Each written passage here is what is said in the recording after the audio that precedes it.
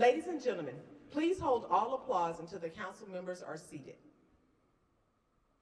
General Counsel of the Department of Transportation, Stephen Bradbury. Director of the Office of Science and Technology Policy, Dr. Kelvin Drogemeyer. Deputy Assistant to the President and Homeland Security and Counterterrorism Advisor, Rear Admiral Peter Brown. Deputy Assistant to the President and Senior Director for Defense Policy and Strategy, Earl Matthews. Undersecretary of State for Economic Growth, Energy, and the Environment, Keith Kroc. Administrator of the National Aeronautics and Space Administration, Jim Bridenstine. Chairman of the Joint Chiefs of Staff, General Joseph Dunford. Acting Secretary of the Air Force, Matthew Donovan. Acting Deputy Secretary of Homeland Security, David Pekoski. Acting Director of National Intelligence, Joseph McGuire. Acting Director of the Office of Management and Budget, Russ Vogt. Secretary of Commerce, Wilbur Ross.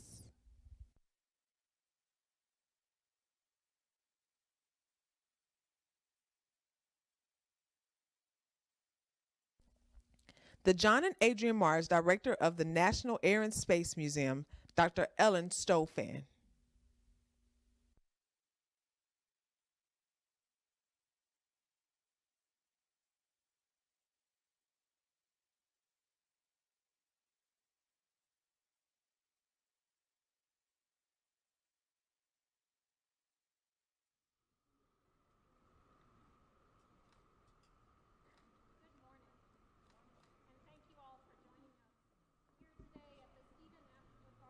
Center. It's an honor to welcome the National Space Council back to the museum to continue the work of mapping the future of American space exploration, surrounded here by icons of our nation's highest, proudest achievements in space. The Council is ensuring our future achievements are fully empowered by this past achievements. The things that you will be discussing today will one day be enshrined in this museum. And don't forget about us, we need hardware. Last month at our museum in Washington, at the unveiling of Neil Armstrong's Apollo 11 spacesuit, Vice President Pence spoke about this generation's renewed commitment to American leadership in human spaceflight. Here at the National Air and Space Museum, we see evidence of that commitment every day. Countless children have stood in this very spot and marveled up at the Space Shuttle Discovery, then turned to their parents, grandparents, or teachers to ask how something so big could fly so high. Our museum is where the country comes to understand its heritage of adventure and discovery and to pass that torch on to new generations. We're at the dawn of a new space age with a challenge to return to the moon and beyond. The Americans who will make those first flights, including the first woman on the moon and the first humans on Mars, were not alive to see our first steps onto another world. We must recapture the energy, scope, and complexity of our first moonshots for those who were not born in time to see it, but who are called on now to repeat it. This summer, the museum celebrated that bold spirit with a program we called Go for the Moon. This was no ordinary commemoration. It involved projecting a full-scale 363-foot Saturn V rocket onto the highest point in the nation's capital, the Washington Monument. It was almost 90 degrees at 9 in the morning on July 16, 1969, when the real Apollo 11 launched in Florida. It was that hot in Washington, D.C. this summer at night. But despite the heat, 500,000 people came out to see our rocket on the National Mall. On the night of the 50th anniversary, we recreated the launch of history's most powerful rocket with full light and sound effects. The ground shook and the air glowed red with the flames from the engines. And looking at the faces of the children in the crowd, you could tell that they felt a connection to that moment in 1969 when, for the first time in human history, The moon was within reach. And for the children who will stand on this spot later today and marvel up at the discovery, the moon is again within their grasp. Earlier this year, Vice President Pence noted that President Kennedy called for an American on the moon by the end of the decade in 1961, well before we knew how to make it happen.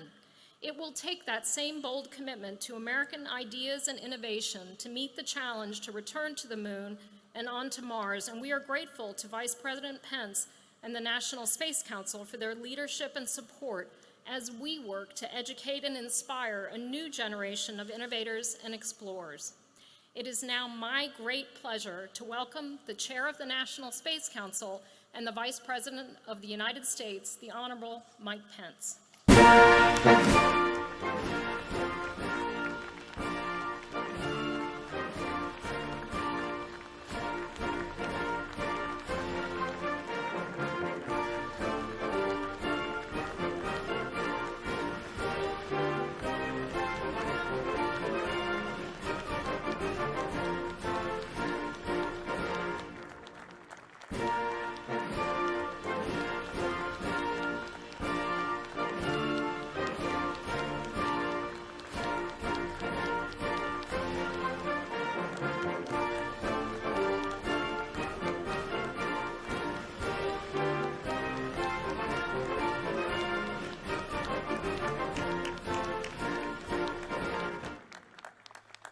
Well, thank you, Dr. Stofan. Thank you for that kind introduction, and thank you for your tremendous stewardship and your tremendous leadership. Would you join me in thanking Dr. Ellen Stofan for her outstanding leadership?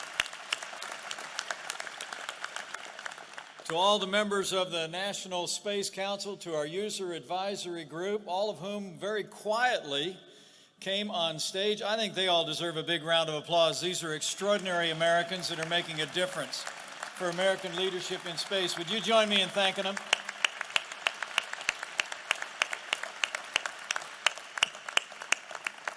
And to our gracious host, the Smithsonian Institution, all the men and women here at the Stephen F. Udvar-Hazy Center, it's a great honor to be with all of you today. Thank you for your patience today. Thank you for your attendance today. And welcome to the 6th meeting of the National Space Council. You know, it was 3 years ago that a candidate for president came alongside his new running mate, and he said to me, you know, this thing called the National Space Council has lain dormant for more than 25 years, and I was wondering if you'd like to follow the tradition of past vice presidents and chair a renewed National Space Council. And I looked at him and I said, would I? So join me in thanking a leader who is committed to securing American leadership on Earth and in the vast expanse of space. Join me in thanking the 45th President of the United States of America, President Donald Trump. His leadership has made a difference, and you'll hear about that today. You know, it was nearly 2 years ago, right here at the National Air and Space Museum, that we held the first meeting of the National Space Council. So we could think of no better place to hold our 6th meeting, where we're going to reflect on the progress that we've made and how our administration and the United States is on track in our efforts to expand and renew American leadership in space. And really, I can think of no better time to be here and to celebrate the progress of our renewed leadership, because it was 1 month ago the world paid tribute to 3 extraordinary American astronauts, the crew of Apollo 11, and the 400,000 men and women who stood behind them 50 years ago. It was one small step and one giant leap. And what a great celebration it was. So many of you were a part of it, not only here in our nation's capital, but all across the country. And I have to tell you, it was deeply humbling for me to be able to spend time with many of the men and women and heroes that made that moment possible. That they secured, in a very real sense, American leadership in space. But as we gather here today, we do so recognizing that it's been 47 years since the last American set foot on the moon. In fact, our great shuttle program, including the Space Shuttle Discovery behind me, was grounded nearly a decade ago.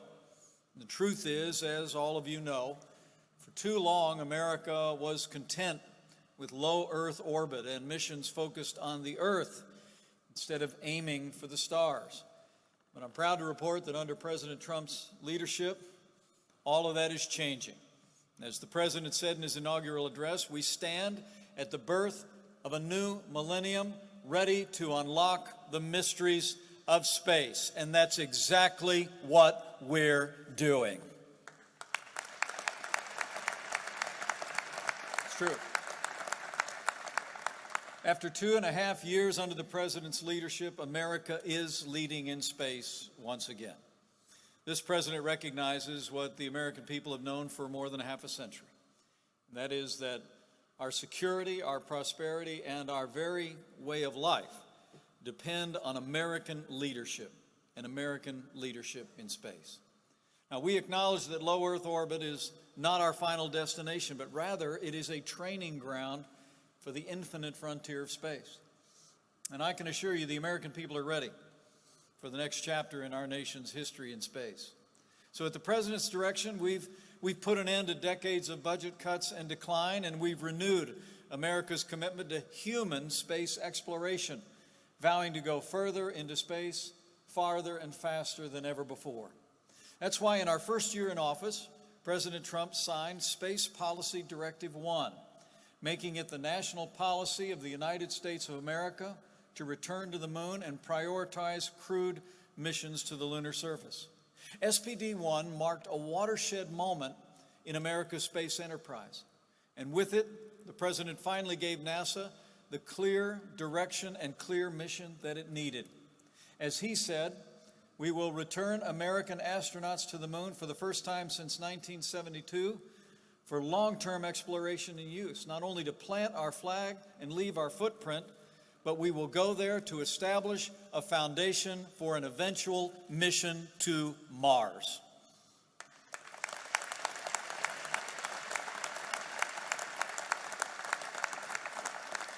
Earlier this year, President Trump made it the policy of this administration to return to the moon by 2024 and ensure that the next man and the first woman on the moon will be American astronauts.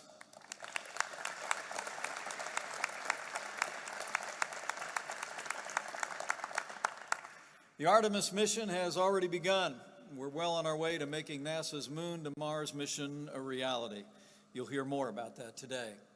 To give NASA the resources they need to accomplish this mission, the President signed into law the agency's largest budget ever. And as we speak, we're working with Congress to add an additional $1.6 billion to support our renewed commitment to human space exploration.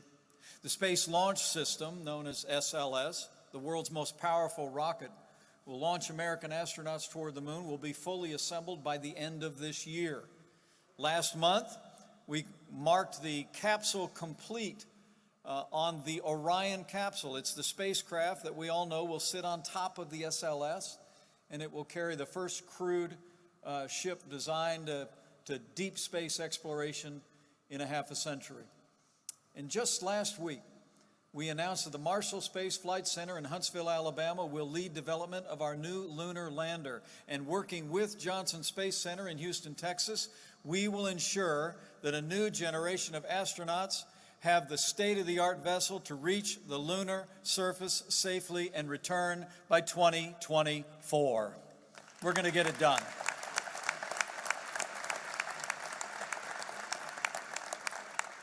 In fact, Administrator Bridenstine told me that with strong congressional support that we've got, we can actually start bending metal on the lander in the next year, whatever that means.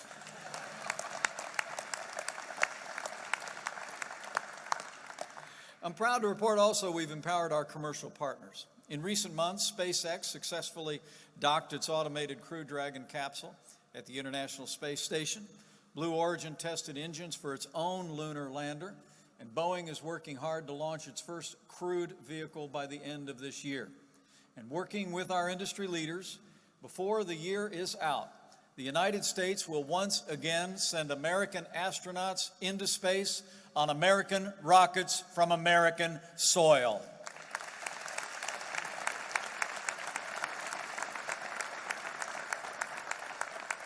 So we're making great progress, but we have new ambitions. In this still new century, America is not only going to return to the moon, but we're going to return there with new objectives. Because unlike a half century ago, this time, our objective will be to establish a permanent presence on the lunar surface, and from there we will develop the capabilities to journey to the red planet of Mars. In order for us to take the next big leap toward the Martian surface, you all here know that we have to demonstrate that we can live on the moon for months and even years. We have to learn how to make use of all available resources to sustain human life and all our activities in space, including by mining the vast quantities of life-sustaining water that's frozen in ice on our lunar poles. And once we return to the moon, we're going to develop the technologies to live and thrive in a multi-month expedition at its south pole. Using what we learn on the moon will bring us closer to the day, as the President said, that American astronauts will plant the stars and stripes on the surface of Mars.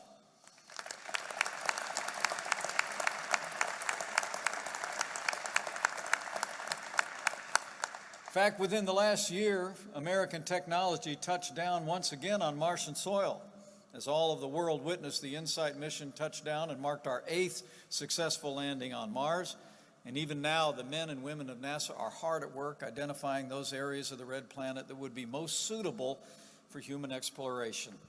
We're not only planning to go, we're preparing to go. And much like the Apollo missions, when our space program relied on tools and methods that didn't exist when the mission was established, achieving our ambitious goals will depend on innovative technologies, including those that our panelists are going to talk about today. But unlike during Apollo, this time, our efforts will not rely entirely on government action. Instead, we will go forward into that bright future with the strong support of our private partners and international allies. Already, NASA is working with industry leaders to develop plans for the Lunar Gateway, a critical outpost and refueling station that will help us develop the technologies, test the systems, and train the astronauts for the first ever crewed journey to Mars. Our Moon to Mars mission is on track, and America is leading in human space exploration again.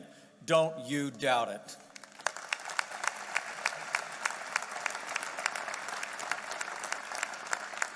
As we'll also talk about today, under the President's leadership, we've also unleashed America's commercial space industry as never before. As the President said memorably not long ago, rich guys love rockets. And we've taken steps to make it possible for American entrepreneurs to invest and to help America develop the technologies that will carry American leadership into space. As Secretary Ross will no doubt reflect again today, we're streamlining the licensing regimes that oversee launch, re-entry, and new operations in space. We're removing unnecessary regulations that have increased cost and stifled innovation. All of that's happened over the last 2.5 years. We've encouraged a more stable and orderly space environment by developing the world's first comprehensive space traffic management policy. And as we've restored confidence in the opportunities of space, we've helped drive incredible economic growth. Just 2 years ago, the satellite industry alone generated some $350 billion in revenue. And studies predict that number will increase to more than $1 trillion annually in the next 2 decades. And more than ever, space is recognized as the industry of the future. In the first half of this year, we've seen almost as much invested in space companies as we did in the entire year before. In fact, in the last decade, more than $22 billion has been invested in nearly 500 different space companies. And I'm proud to say that the majority of those investments have been made in American space businesses. America is leading in public and private investment in space. But as we all know, as we lead in human space exploration, as we lead in American innovation and entrepreneurship in space, we also must lead in security. And for the sake of our security, both here on earth and in the heavens above, at President Trump's direction, we are working with Congress as we speak to stand up a new branch of our armed forces. And soon Congress will approve and the President will sign the 6th branch of the armed forces of the United States Space Force.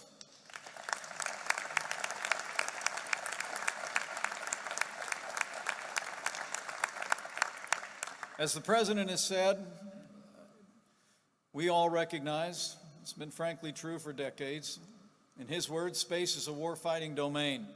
The United States Space Force will ensure that our nation is prepared to defend our people, to defend our interests, and defend our values in the vast expanse of space and here on the earth with the technologies that will support our common defense from the vast reaches of outer space. Next week, we will formally stand up the new Unified Combatant Command. It will be known as the United States Space Command, and I'm pleased to announce that we will recognize its new leader. 4-star Air Force General John Raymond will be the first leader of the United States Space Command. Thank you, General.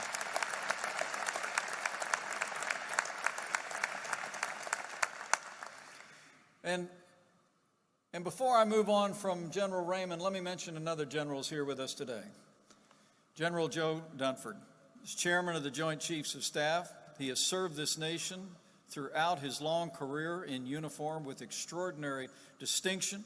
He has played a critical role in ensuring the national defense of the United States, and he will be concluding his duties as chairman of the Joint Chiefs of Staff in the months ahead.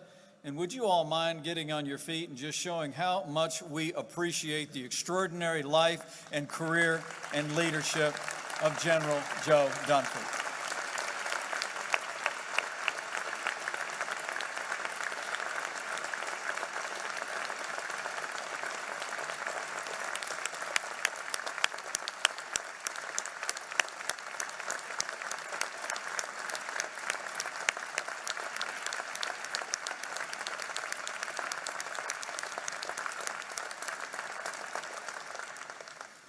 Thank you, General. Thank you for your service, and thank you for your leadership, particularly on the matters pertaining American leadership in space. It is a historic contribution, and I know the President feels as I do that we would not be at this historic moment without your leadership and your support. Later this morning, we're going to hear more about our administration's progress toward a new unified defense agreement to defend America's national security space assets and also ensure our collective defense. But for all that we've accomplished, the greatest triumphs of American leadership in space still lie ahead, and you'll hear about those plans today. The National Space Council today will send new policy recommendations to the President that will help drive even greater cooperation between our government, our commercial partners, and like-minded nations across the world, nations that share our values of democracy, freedom, and the rule of law.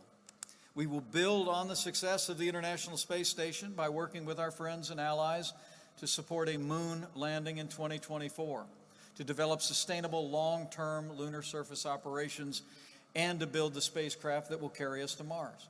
We'll also continue to unleash the creative powers of America's commercial space enterprise.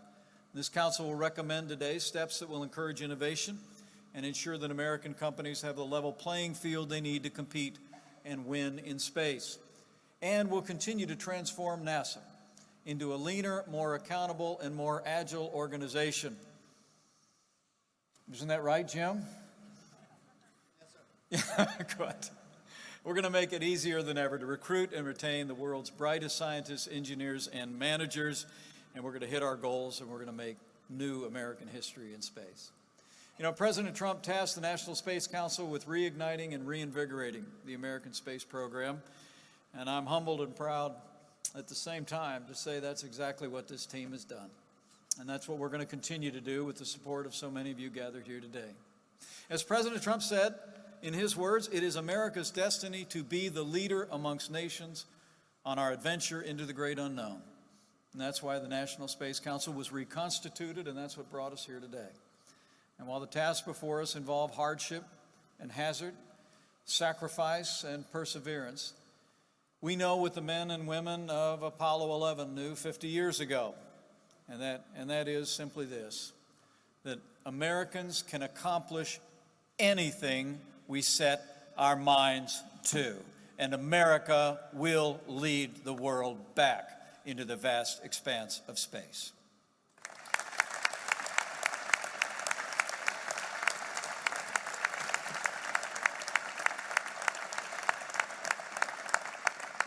So thank you all for being here today. We're grateful to the members of the National Space Council, our advisory group, all the experts and industry leaders who are joining us here today. And I look very much forward to our dialogue and our discussion and the support that I see in this room, the support that I hear from not only people involved in the great space enterprise across this country, but from everyday Americans from every walk of life convinces me that we have only just begun to renew American leadership in space. So thank you all. Thank you all for your support. Thank you for your presence here today. Let's get to work.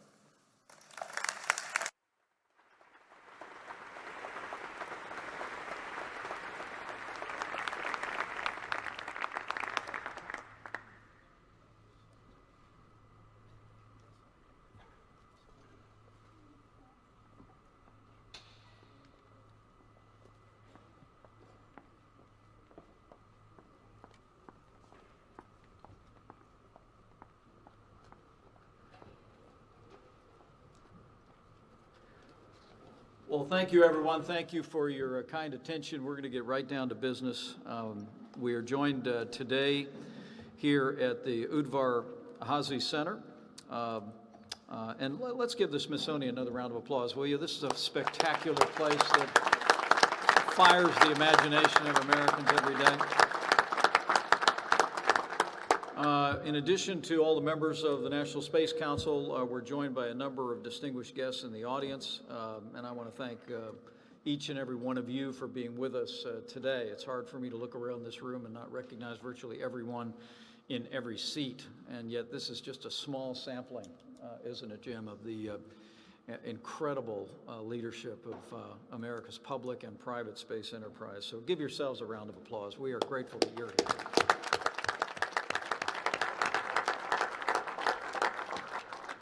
Today's meeting of the National Space Council will provide updates from our council members on ongoing work to help secure American leadership in space. We're going to hear from scientists and industry leaders about innovations that will drive the next era of human space exploration.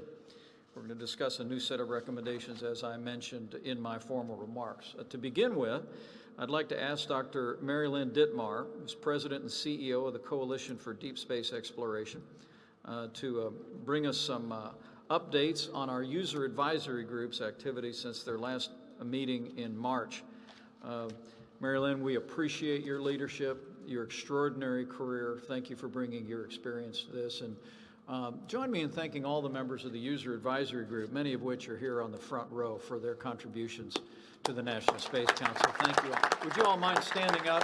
User advisory group members, take a bow. Great job. Dr. Dittmar, quick report on the User Advisory Group. Mr. Vice President, and distinguished members of the National Space Council, thank you for inviting me to provide an update on the activities of the Users Advisory Group. As you all know, the objectives, scope of activities, and description of duties of the UAG is defined in statute, executive order, and the charter of the National Space Council Users Advisory Group, dated December 6, 2017, signed by the acting NASA administrator. While the UAG is administratively chartered and supported under NASA, the UAG functions exclusively in an independent advisory capacity to the National Space Council, reporting to you through the National Space Council Executive Secretary. Mr. Vice President, you have repeatedly challenged the UAG to function as a think tank for the National Space Council, in addition to the advisory role spelled out in its title. It is intended to be a conduit for new ideas. It also offers sometimes differing but hopefully constructive commentary on conventional wisdom, which, we often note, is sometimes too conventional and not nearly wise enough. Organizationally, the UAG is divided into 6 subcommittees that reflect precisely the priorities that you and our chairman, retired Admiral James Ellis, discussed prior to its formation. In the months since our meeting with you in Huntsville in March, we've gathered to review and scope the specific taskings that you gave us earlier this year. The Exploration and Discovery Subcommittee, led by retired General Lester Lyles, is structuring a one-time review of NASA's newly named Artemis program, focusing on its architecture, technical planning, organizational structure, and leadership. The fact that General Lyles also capably chairs the NASA Advisory Council will ensure that the UAG draws on the work of that NASA committee while offering independent advice to you where appropriate. As you know, Admiral Ellis is chairman of the National Security Subcommittee and leads a very capable group with the required security clearances. Their focus, also reflective of National Space Council interest, has been on the organizational structure and functionality of the emerging Space Force. As part of their review, last month, they received a high-level classified briefing from the Department of Defense and the intelligence community on the process and progress of implementation planning in anticipation of pending congressional action. I and my colleague Eric Stallmer, president of the Commercial Spaceflight Federation, co-chair the Economic Development and Industrial Base Subcommittee. As you directed, we are first assessing how best to manage space-related spectrum issues, including both process and content in this critical area. We are also considering additional recommendations for regulatory process reform and partnerships to move beyond NASA in accelerating the economic development of low Earth orbit and beyond. Retired Colonel, veteran astronaut, and Space Shuttle pilot and mission commander Pam Melroy leads the Technology and Innovation Subcommittee. The committee is focused on assessing the status of the NASA Space Exploration Technology Roadmap, specifying space technologies to be explored, alternatives to be compared, and timelines that must be met. The results of that review will determine whether additional support to the subcommittee from the National Academies of Sciences, Engineering, and Medicine is required. Retired Colonel Eileen Collins, renowned Space Shuttle pilot and mission commander, chairs the UAG Subcommittee on Outreach and Education. I will say more about outreach efforts in a minute. On the education and training side, her committee is committed to developing actionable recommendations to enhance space-related and engineering education at all levels. She has innovatively begun to draw on speakers on STEM from the National Committee of State Legislators and from universities with NASA involvement to gain a broader perspective on education and workforce issues. The final group, the Space Policy and International Engagement Subcommittee, is led by Dr. David Wolf, astronaut, spacewalker, medical doctor, electrical engineer, and your fellow Hoosier. The committee's broad remit will include review of both the current and evolving national space policy, as well as the guidelines, behavioral norms, and technical standards affecting international space cooperation and deconfliction. We have followed the successful outcome of the 62nd session of the United Nations Committee on the Peaceful Uses of Outer Space and have planned a session with the Department of State to ensure that we understand the administration's space goals and objectives in the diplomatic arena.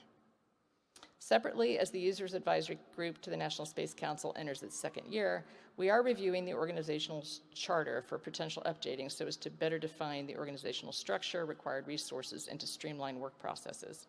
We believe and know from discussions with you that you agree that an ongoing and active role of the UAG is important to the success of the administration's effort to marshal a whole-of-government strategy to U.S. space.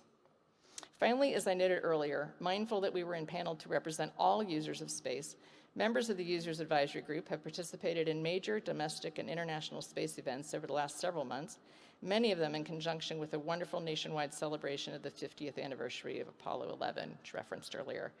We will continue to serve as the eyes and ears of your National Space Council, seeking input and ideas, issues and innovations, scientists and engineers, students and teachers, experienced aerospace veterans at all levels, and importantly, the up-and-coming new generation of space professionals.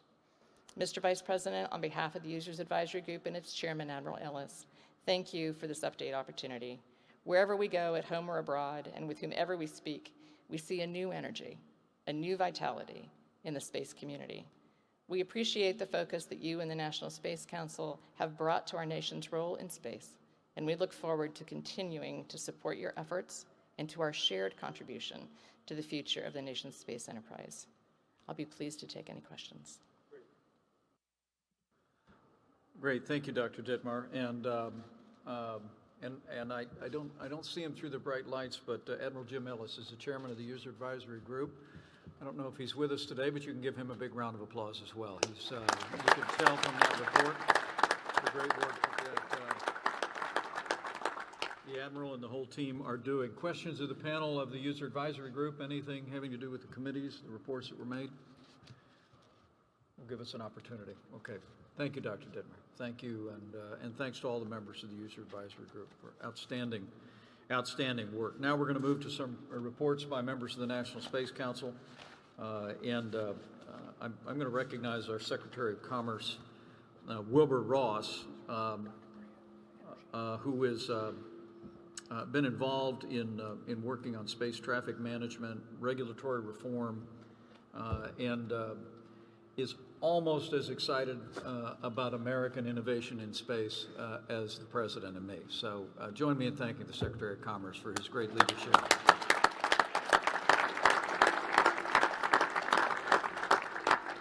Thank you, Vice President Pence, for the opportunity to update the National Space Council on space activities at the Department of Commerce.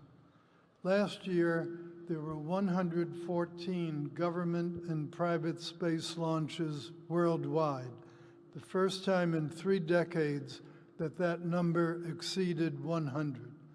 U.S. had 31 launches, including a record number of commercial launches, but China had 39. More than 80 countries have now entered the space industry, often playing under different rules from what we have. These countries realize that space is a strategic industry that creates a highly technical workforce with spin-off technologies and economic growth. This was evident at the Paris Air Show, which highlighted U.S. leadership, but also made clear the substantial efforts of foreign government-backed entities to surpass us. 75% of space industry revenues are now commercial. We intend to keep the United States as the flag of choice as the global space industry moves from $415 billion of revenues to $1 trillion within the next 20 years.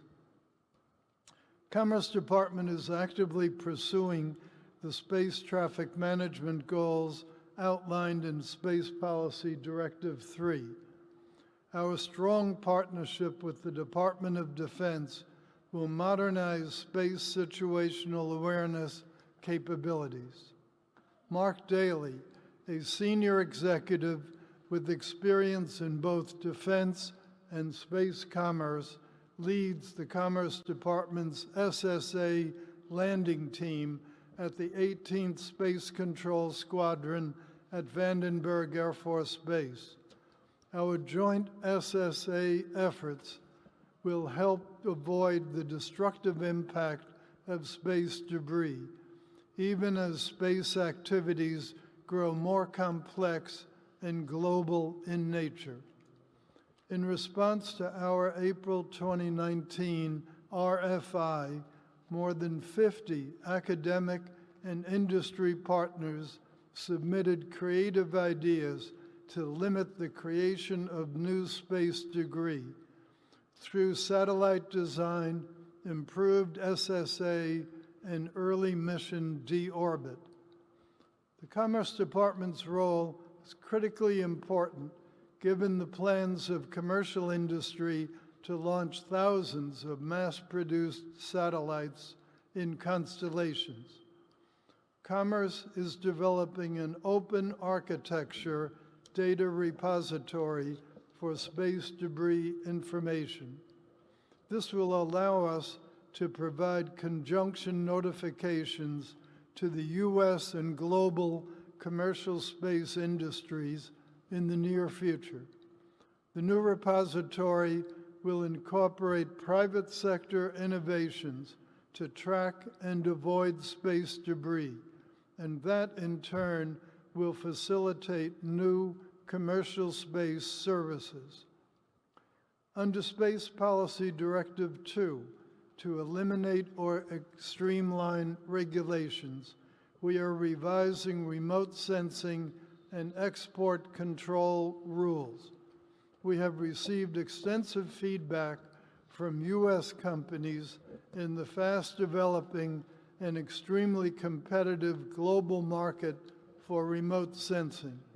Our immediate goal is a new draft rule that encourages domestic innovation while ensuring global competitiveness and market leadership of American companies.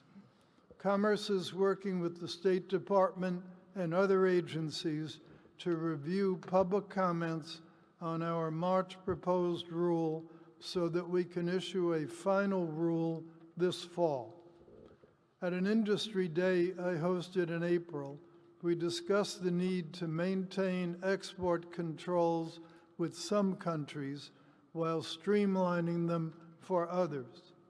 Within the Commerce Department, we have reestablished the Office of Space Commerce that had been dormant for decades. It is the only U.S. government entity charged with pursuing the unique interests of the commercial space industry. The commercial industry has said repeatedly that it needs an advocate, a one-stop shop in its dealings with both U.S. government and foreign governments. So we continue to work within the administration and with Congress to establish a Bureau of Space Commerce that will give commerce the resources needed to execute the Space Council's directives. Thank you, Mr. Vice President. I look forward to our discussion. Well, thank you very much, Mr. Secretary. You can give the Secretary of Commerce a round of applause. That is an extraordinary amount of work. Wilbur, thank you. Thank you so much for your tremendous efforts, and I want to offer my congratulations. You mentioned the work in April, but the Space Enterprise Summit that the Department of Commerce co-hosted in June, I think you've also spoken about, and I hope that our private industry partners see the tremendous commitment by the President in our Department of Commerce to enlivening private investment and development. I'll ask members of the panel to throw a question at the Secretary, but a quick question. The new commercial remote sensing regulations are being developed at Commerce. Can you speak about when those will be completed or amplify the points you made? Yes, we think by the end of October we should have that work completed. Okay, outstanding. Any other questions from members of the panel for the Secretary of Commerce? Okay, we're very grateful, Wilbur. Thank you so very much, and all of your remarks will be included in the record as prepared.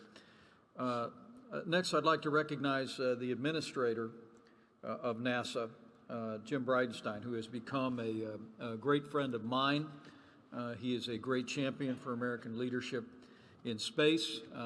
He was given a charge by the President of the United States to return Americans to the moon by 2024 and make sure the first astronauts on Mars are Americans. And Jim, I know I speak on behalf of the President when I appreciate the energy you've brought to this effort.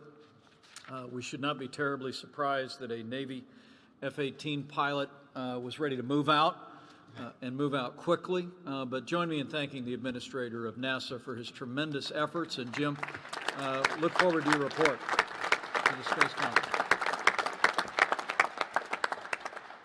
Thank you so much, Mr. Vice President. It is an honor to serve in this position. Just yesterday, I was at the White House briefing members of the National Security Council on our plans to go to the moon and on to Mars.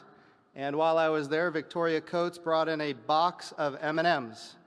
And I said, and by the way, these aren't just M&Ms, these are President Trump M&Ms, not just any M&Ms here. And I said, now, what is that all about? And she said, M&M, Moon and Mars. And so she said, make sure you show this to everybody and let them know we're going to the moon because we are going to Mars. And the President has been very clear. We will put an American flag on Mars. So, Mr. Vice President, you can have the M&Ms. A couple of things that I think are important to note. Sir, since you I guess, importantly gave us that charge back in March, a number of things have changed. And I'll just kind of go through one at a time. As you mentioned earlier today, low Earth orbit. That is a great opportunity for us to figure out how to do things commercially. We have commercial crew on the brink of being ready. We have commercial resupply, already resupplying the International Space Station. And recently we announced that we have some objectives to achieve a more commercial nature in low Earth orbit, starting with creating both the demand side and the supply side. So on the demand side, we're looking at really two lines of effort that we believe could have major breakthroughs for basically activities in low Earth orbit, starting with industrialized biomedicine and then advanced materials. Those two lines of effort, if we can do experiment after experiment, iterating one after another, I believe in the next 3 to 7 years we can have a strong breakthrough that will result in demand for access to low Earth orbit. Now that's going to take an effort and a change of philosophy on how we utilize the International Space Station. It is also true, Mr. Vice President, that just a few short months ago we announced that we're doing things to increase supply of activities in low Earth orbit. We are going to make available commercial crew seats for industry so that they can take space, whether it's researchers or manufacturers or even tourists, to the International Space Station. We also want to make the International Space Station itself available for more people, so we're looking at additional habitation using the port for commercial operations on the International Space Station. And each of these activities will increase supply, while at the same time working really hard to generate demand with an eventual effort. And of course, we've got procurements underway that we are interested in seeing what industry can provide, but we want to have free flyers in low Earth orbit that are commercial in nature. So these are things that we are striving to in low Earth orbit. But remember why we are commercializing, and I think this is important for everybody on the National Space Council. Why are we commercializing? Because we want to use the resources that the taxpayers give to us to go to the moon, following Space Policy Directive 1, to go sustainably, to go with commercial partners and international partners, to utilize the resources on the moon, the water ice, Mr. Vice President, that you talked about on the South Pole. Use that as life support. How do we live for months on another planetary body so that ultimately we can take all of that knowledge onto Mars? So what we do in low Earth orbit matters because we want to go to the moon and onto Mars. And interestingly, just last week, I was at the Michoud Assembly Facility in New Orleans. And I know, Mr. Vice President, you have been keenly focused on the SLS rocket. And I will tell you what I saw there was eye-watering. We say the words that it's 4/5 complete. I would say that it's well over 90% complete at this point. The engine section was the long pole in the tent. It was on the critical path. We removed the engine section from the critical path. We integrated the rest of the rocket horizontally. It is a beautiful thing to see in the horizontal. And this week and next week, we will be integrating the engine section into the rest of the rocket. And by the end of this year, as you correctly said earlier, we're going to move that rocket out of the factory and we're going to test it. And I will tell you, yes.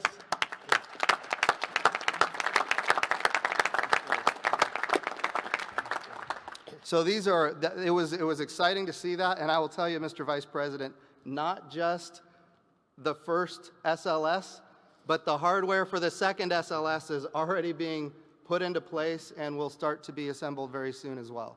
So very exciting times down at the Michoud Assembly Facility. And as you were there just last month, Mr. Vice President, when you announced the Orion crew capsule complete with the European service module, we are very close to shipping that up to Plumbrook Station, where it will be tested, thermal vacuum testing as well as EMI testing. So all of those very exciting activities are underway. We also, since the last National Space Council, we have gone under contract for the first element of the gateway, the power and propulsion element, solar electric propulsion for that reusable command module in orbit around the moon for the next 15 years. So that's a great development as well. And by the way, the reason that was able to go so fast, Mr. Vice President, is because of the charge to be ready by 2024 to land not just the next man, but also the first woman on the south pole of the moon. That charge is really what changed the dynamic to make that go so fast, that acquisition element. On that gateway, we're moving as fast as we can, rapid acquisition of what we call a mini-hab, just a small habitation module attached to the power and propulsion element. That's not the long-term solution, but that's what's going to help us get our astronauts from the Orion into a lander and land on the surface of the moon. Last week we announced that that lander that I'm talking about is going to be managed out of the Marshall Space Flight Center. And it is absolutely true, Mr. Vice President, the Johnson Space Center is going to be very involved in that. Certainly when it comes to environmental control and life support systems, there is no place on the planet better than the Johnson Space Center. When it comes to human-to-machine interface, no place better than Johnson as well. And of course, when it comes to mission planning in the astronaut office, a lot of capability both at Marshall and at Johnson to get this national project underway. And as you are aware, Mr. Vice President, in the last months since the March National Space Council, we also named the program Artemis. And I think that is a significant milestone. It was you who wrote the speech yourself, and I was there when you did it, and you said, we're going to put the first woman on the moon. And I will tell you that has energized so many people, my daughter included, who is 11 years old. She claims she wants to be a teacher right now, but she is certainly excited about landing a woman on the moon. And I like to say it's 50 years ago we had Apollo, and it just so happens that in Greek mythology, Apollo had a twin sister. Her name was Artemis. She was the goddess of the moon, and this time when we go to the moon, we go with a very diverse, highly qualified astronaut corps that includes women, and it is long overdue. So we are very excited about that.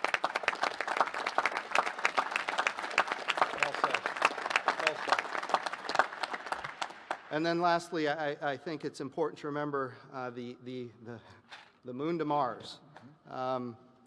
When we think about what we're doing next, the reason the gateway is so important is that it is absolutely a gateway to the surface of the moon, and we want to do long durations on the surface of the moon using the gateway. It is also evolvable.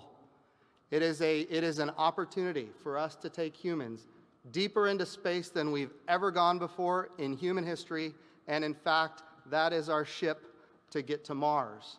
And by the way, if we have the right investments today with advanced propulsion, I know we're going to hear maybe a little bit about nuclear thermal propulsion, about advanced propulsion and the ability to do entry, descent, and landing with 20 metric ton payloads into the Martian atmosphere and onto the Martian surface. These are investments that are not much more than what we're already spending, and we can put together a really robust Mars plan in keeping with the direction to put an American flag on Mars. So, Mr. Vice President, things have changed since March, and we are moving rapidly under your direction and the direction of President Trump. Thank you. Great job.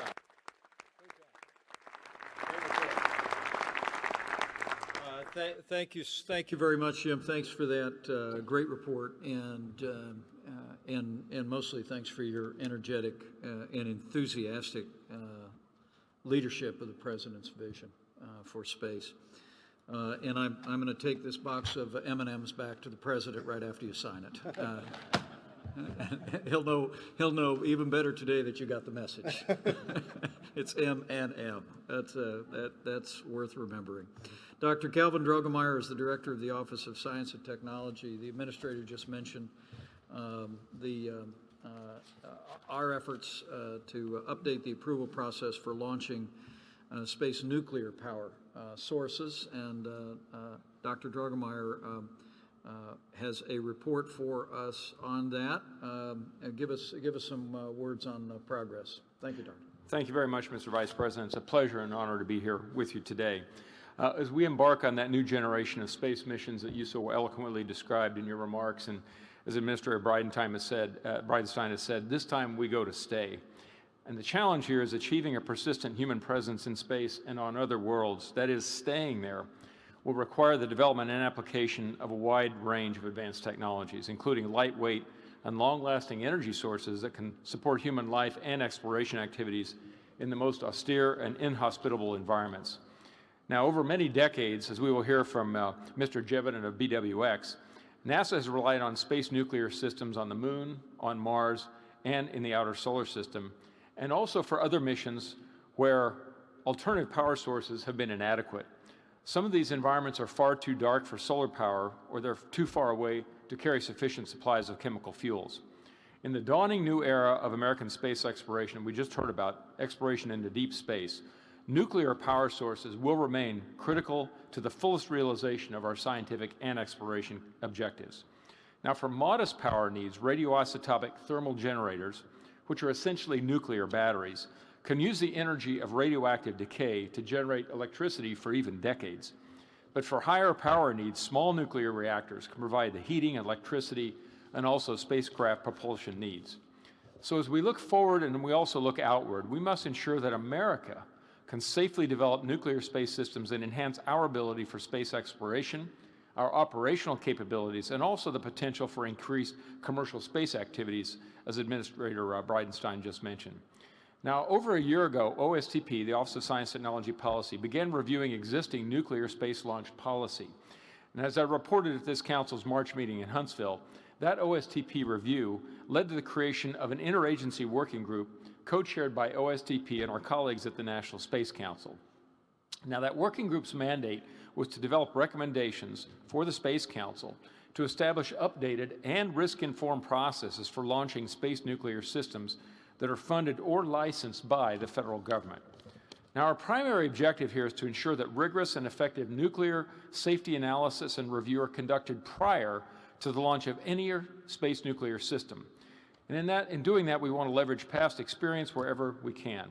And to that end, we must provide clear guidelines to help mission planners and launch approval authorities ensure that launch safety is maintained. We also want to ensure a positive response, a positive safety analysis and launch authorization process that is forward-looking. We think about the future that allows the federal government, as we just heard, the private sector, to effectively use space nuclear systems as we return to the Moon and we venture far beyond.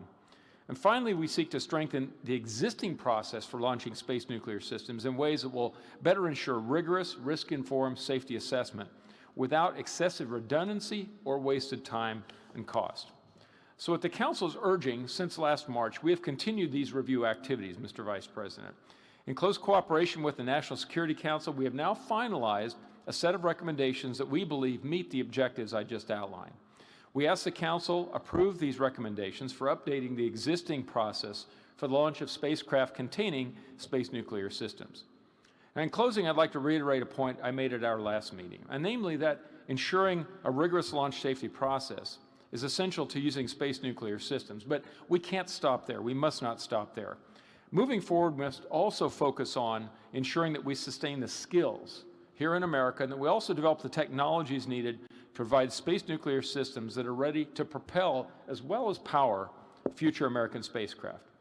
I look forward to working with all of you in implementing this and other policy initiatives that will be necessary for sustaining and strengthening American leadership in space. Thank you very much, Mr. Vice President, for your leadership and for your support. Thank you, sir.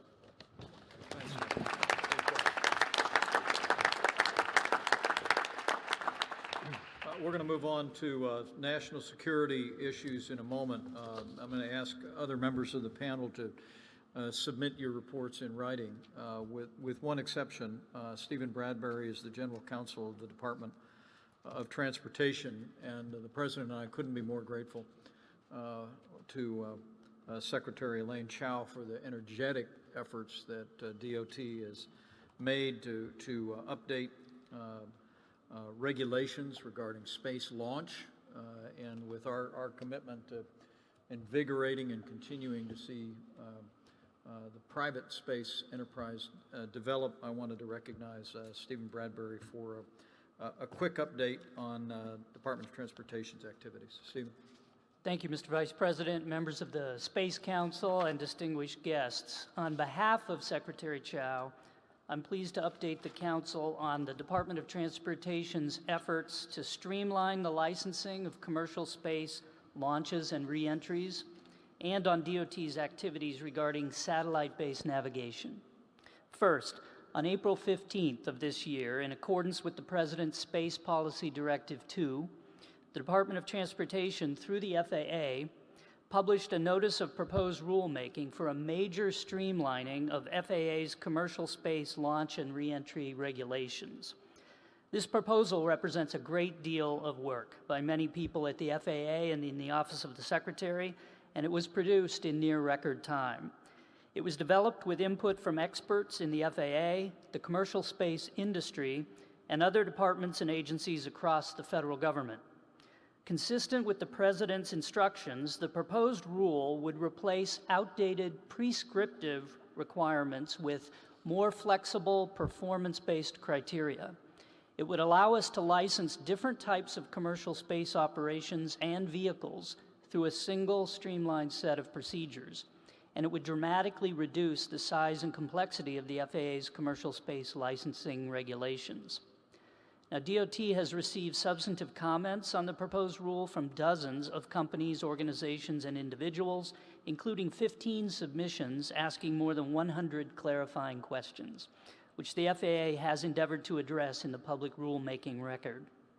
It's obvious the proposed rule has generated a lot of interest and a lot of questions. To allow for greater input, the department extended the public comment period to 126 days, and it just closed yesterday, August 19th. Also, in response to industry requests for face-to-face input, the FAA held a series of meetings with individual commercial space operators and their representatives. FAA honored all requests and met with representatives from Blue Origin, SpaceX, Virgin Galactic, Virgin Orbit, Boeing, Lockheed Martin, United Launch Alliance, and the Coalition for Deep Space Exploration. DOT published a synopsis of these sessions in the public docket. The FAA is digesting the comments and information we've received and will be hard at work over the coming months to address concerns and consider potential revisions to improve the final rule. We're committed to achieving a licensing framework that enables flexibility and innovation in operations, including, where appropriate, by relying on advisory circulars and on methods of compliance developed by operators in lieu of prescriptive rules. Our goal is to publish a final rule by early fall of next year. We're confident this rulemaking will bolster America's industrial base and leadership in the commercial space sector through a smarter, more efficient licensing process, one that lowers the burden and costs of regulatory compliance while ensuring protection of life, property, and national security. Now let me turn briefly to satellite-based navigation. Under National Security Presidential Directive 39, issued in December 2004, the United States is committed to developing, maintaining, and modernizing the Global Positioning System, or GPS, and other satellite-based navigation systems, including backup capabilities in the event of a disruption of GPS. A recent study funded by the Department of Commerce found that GPS has enabled more than $1.4 trillion in economic benefits since 1983, and that a 30-day loss of GPS could cause $30 billion in economic harm and have serious safety of life implications. NSPD 39 gives DOT lead responsibility over the full range of civil uses of GPS, and along with DoD, it makes DOT co-chair of the National Space-Based Positioning, Navigation, and Timing Executive Committee. Through this PNT-XCOM, we're working closely with DHS and other federal departments and agencies to address policy and technical issues, including the security and resilience of GPS receivers. In light of the critical importance of GPS, DOT has asked for submissions from technology vendors interested in providing GPS backup technologies, and we're now organizing field demonstrations of those technologies. Another way to protect GPS service is real-time monitoring of satellite signals to ensure they meet the necessary performance standards, and we're providing funding to the Air Force to support that monitoring. And working closely with the Commerce Department's NTIA and the FCC, DOT conducted a GPS-adjacent band study to measure levels of tolerance and interference from adjacent band radio frequency systems. The study results show that we need strong, consistent policies to ensure RF protection for satellite-based navigation. Let me close by emphasizing that for the Secretary and all of us at the Department of Transportation, our participation in supporting the objectives of the National Space Council is among our highest priorities. By coordinating the efforts of all the members of the Space Council, we can achieve tremendous benefits for the American people and our national economy. Thank you. Great, thank you very much. Great report, Steve. Give the Secretary our best. Okay? Great, and I can attest to the Secretary's enthusiasm, and we're very, very grateful for the efforts. One last tap before we go to national security. We actually asked the Deputy Secretary of Energy, Dan Brouillette, to be here. The Department of Energy is actually not a part of the National Space Council, but it's just doing so much important work in this space. We wanted Secretary Perry and your team to be represented here. So to the Deputy Secretary, Dan, maybe you could summarize your testimony, and then we'll move into national security. But sure. Give a round of applause to the Department of Energy. They've really been leaning in on this as well. Thank you, Dan. Thank you, Mr. Vice President, for the invitation to share a few thoughts with the Space Council. It's a personal honor for me to be here with such a distinguished group of individuals who are continuing to work on America's resurgence on the next great frontier. Because this is my first participation with one of your meetings, I'll keep my comments at a very high level, and I think I've provided with each of you with a summary of the Department's historical contributions to the space program. I want to be clear, Mr. Vice President, that the Department sees space as a very important and strategic focus for our department. DOE is your partner in innovation, in exploration, and in excellence.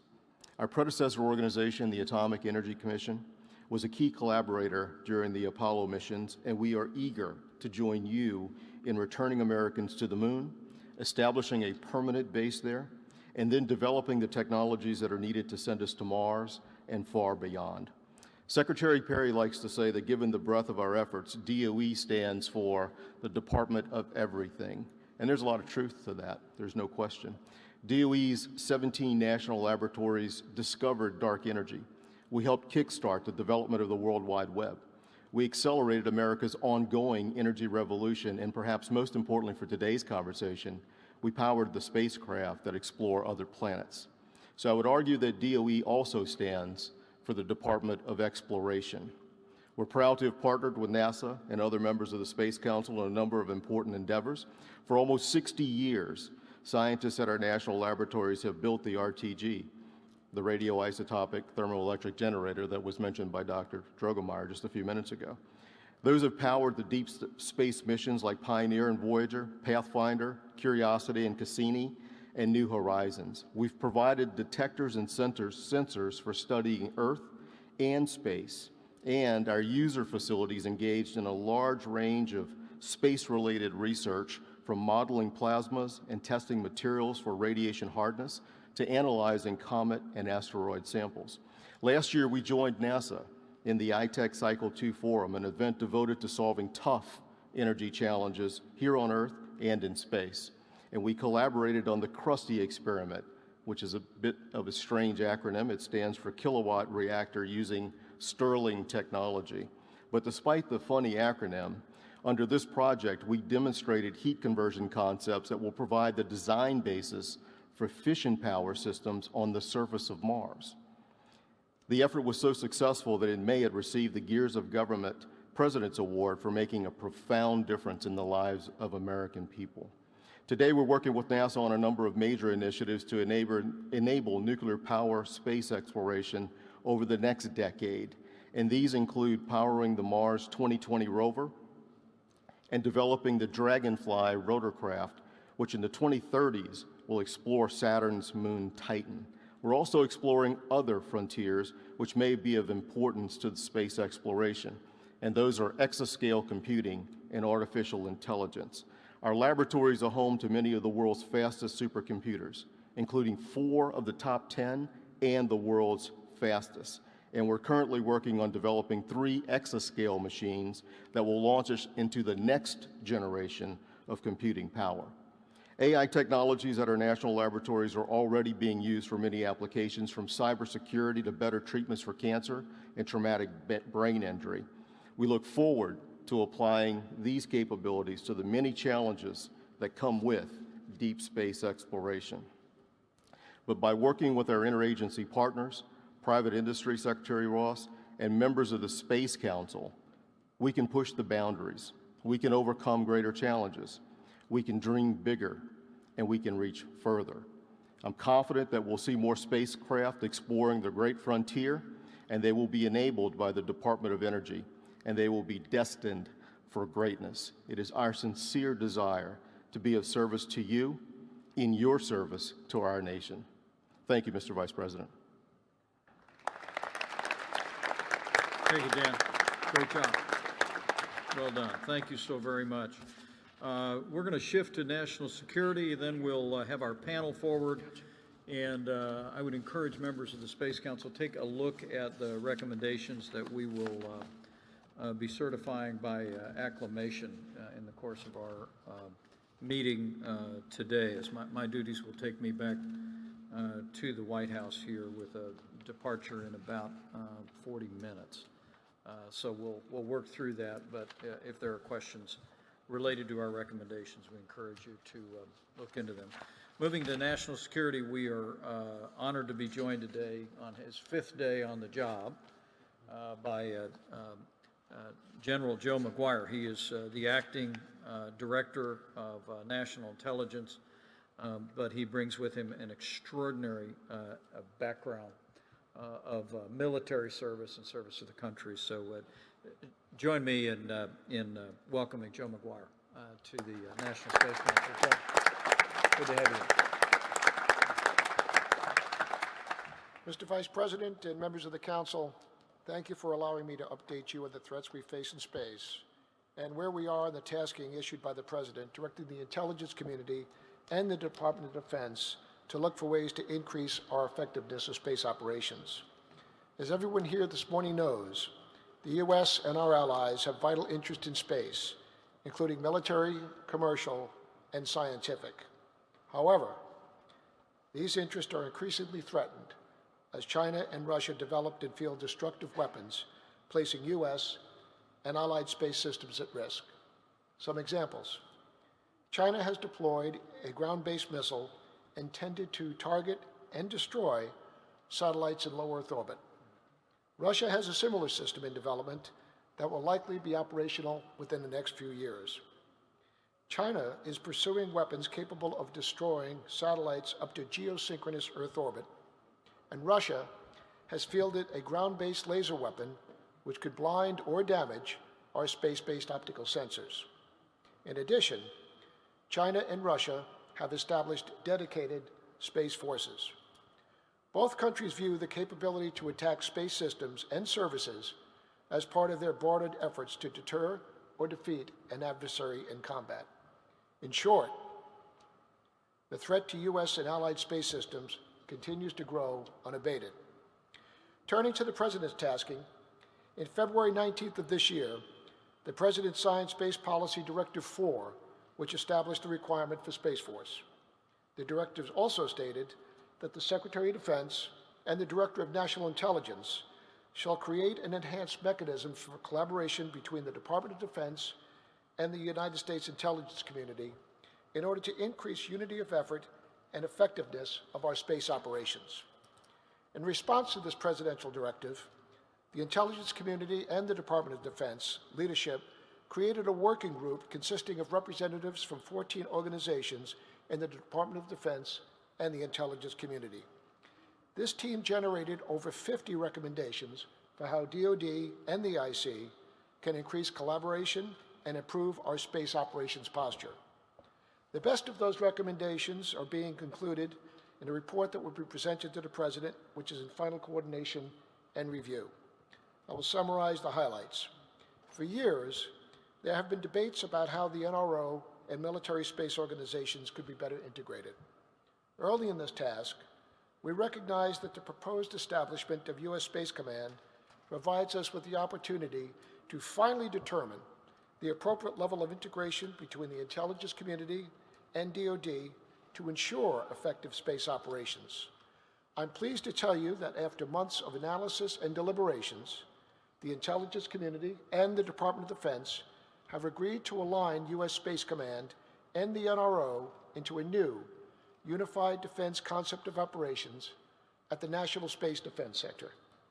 As part of U.S. Space Command, the National Space Defense Center is a joint DoD intelligence community organization and will become the center of gravity for defending our vital interest in space.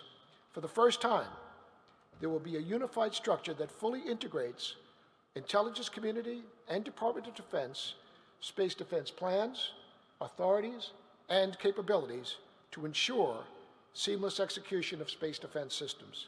Furthermore, should conflict extend to space, the NRO will take direction from the commander of U.S. Space Command and execute defensive operations based on a jointly developed playbook and informed by a series of exercises and war games.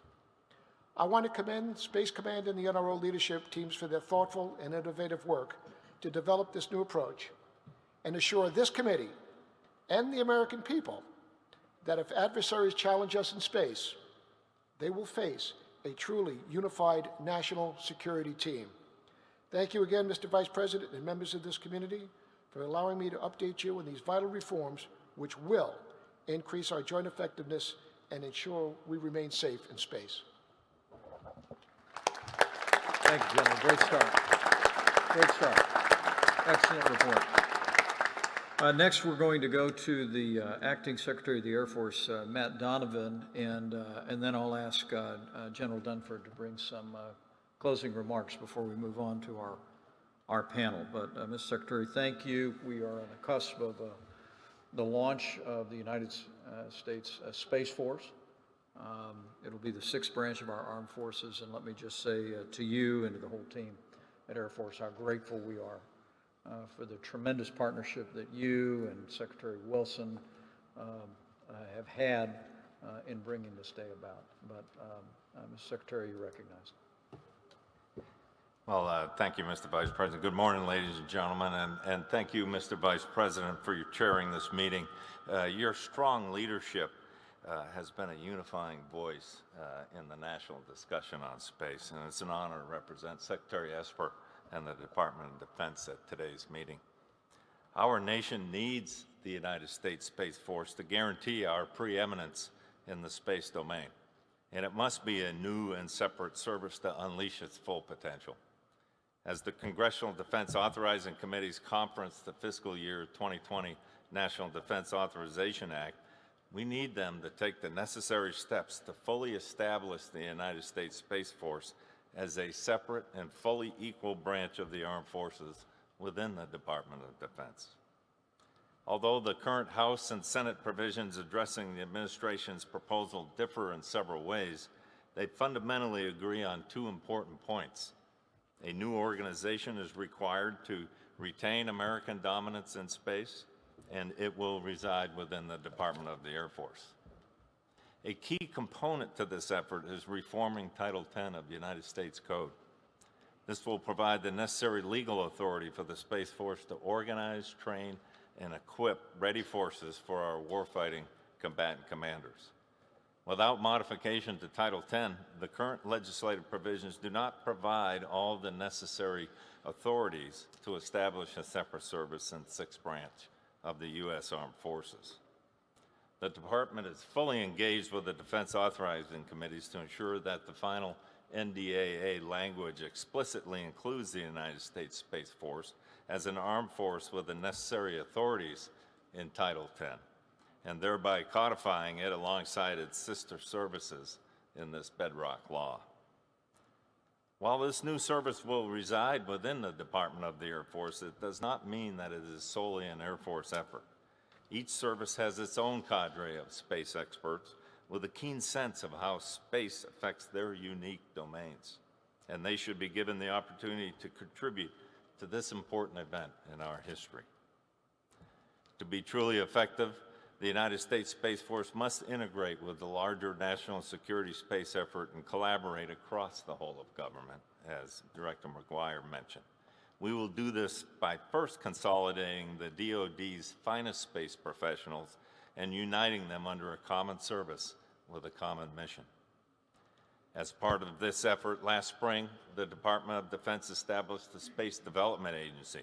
Using streamlined acquisition authorities and a focus on rapid development, the Space Development Agency is poised to synchronize the development and fielding of new military space capabilities. In fact, the Space Development Agency recently held its first Industry Day as it seeks public-private partnerships to incorporate commercial innovation and technologies into the future of national defense space architecture. This agility and responsiveness will be hallmarks of the United States Space Force, which is why it is critical to transition the Space Development Agency into the new service after it's established. As you mentioned, Mr. Vice President, in the coming days, the administration will formally stand up the United States Space Command, the warfighting command responsible for military space operations.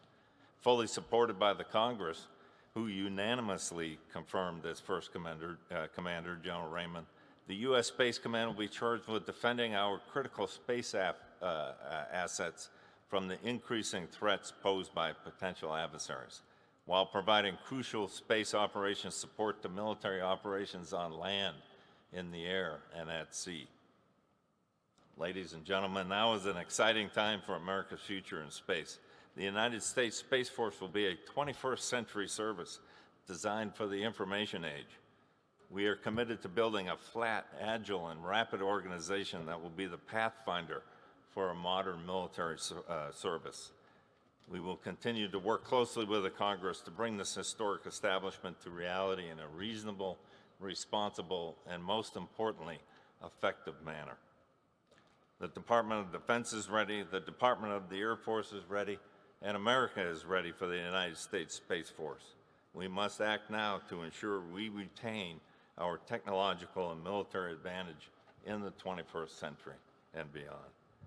Thank you very much, Mr. Vice President. Thank you. Great report.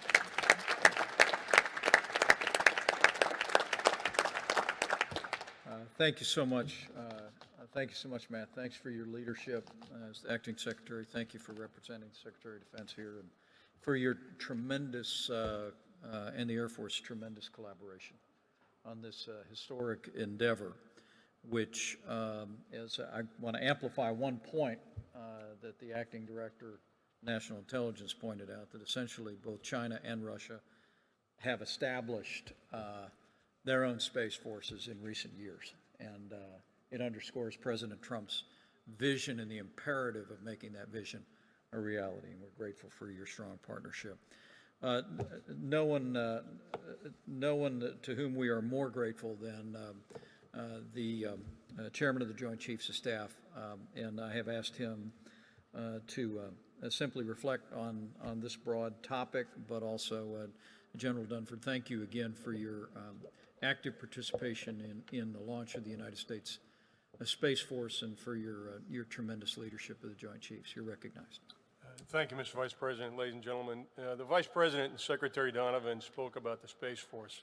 This initiative is going to have a positive impact on our ability to grow the people and the capabilities that we're going to need in the future.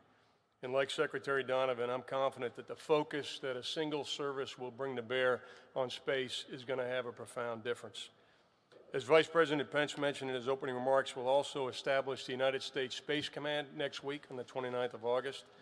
And when the Vice President presides over the ceremony, we will immediately assign 87 units under a single combatant commander. This step will put us on a path to maintain a competitive advantage in as Vice President Pence described this, and as the President's described it, in this critical warfighting domain. When General Raymond assumes command, he's going to bring together capabilities that include missile warning, satellite operations, space control, and space support. Mr. Vice President, members of the Council, the direction is clear. We understand it, and we're moving out. Great. Thank you very much, sir. Thank you so much.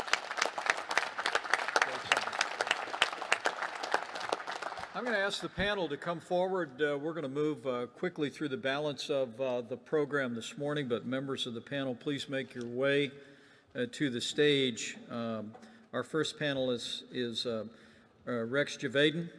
He's president and CEO of BWX. He's going to speak to us about the uses of nuclear power in space.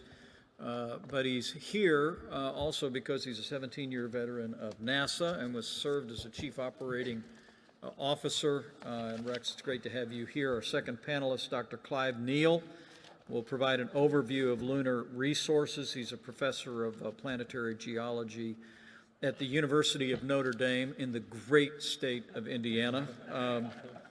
And he's, thank you, somebody said go Irish out there, I think.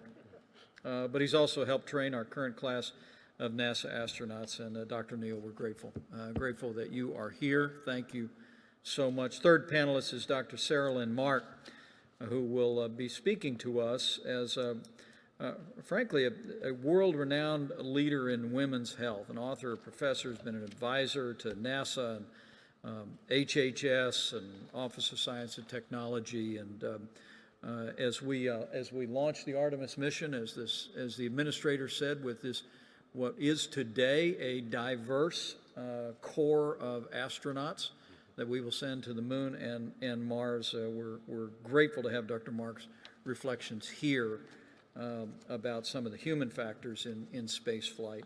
And finally, rounding out the panel is Dr. Elizabeth Turtle, a planetary scientist with Johns Hopkins. She's going to share space-driven innovations in human robotic exploration efforts.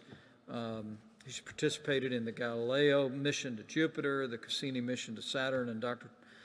Turtle, I want to offer congratulations to you on the selection of the Dragonfly mission. Join me in welcoming this outstanding panel. It's a terrific group of Americans.